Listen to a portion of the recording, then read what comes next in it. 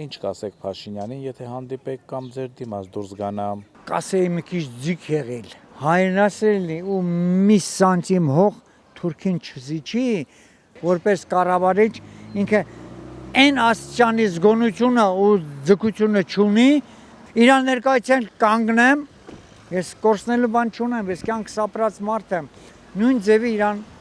տասնված մի օր հանդիպեմ, կմոտենամ, կբարևեմ, սրտի խոսքի իրան կասեմ, որպեսզի ինքը դրանից ինչ-որ մի բան փոխի իր էության եւ բնավորության մեջ։ Ես կողքաններ բարևել չեմ դտում գետամ։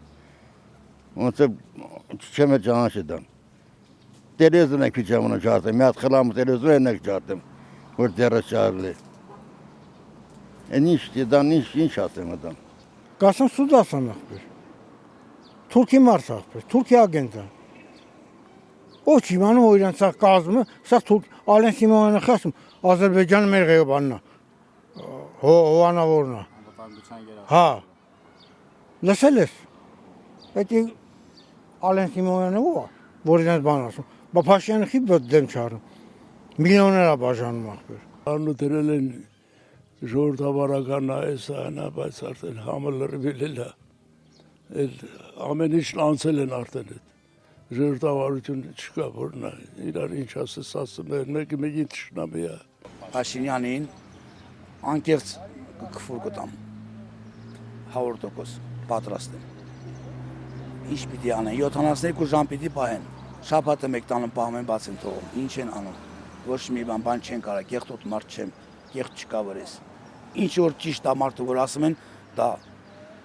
անշնորհքություն է, թե ոչ, եթե մարդը մի բան ճիշտ ասում ես, ինքն դա ճիշտ է էլի։ Կասեի, որ ինքը թող հրաժարվի իր պաշտոնից։ Որովհետև ինքը ժողովրդի նկատմամբ լավը չի։ Իրոք լավը չի ինքը ժողովրդի նկատմամբ։ Ինքը որ կանգնում է բարձր արտահայտվում է, որ եթե ինձ չընտրեն պատերազմա լինելու, դա չարտահայտություն է անում։ Վախացնում է ժողովրդին, որ վախելով վազենք իրան ընտրենք, բոլորովին։ Ինքը փոխանակ փաղակ շանքով խոսեց, մենք ինչ չընտրենք պատերազմա լինելու։ Դա չուծի մատում է տալի։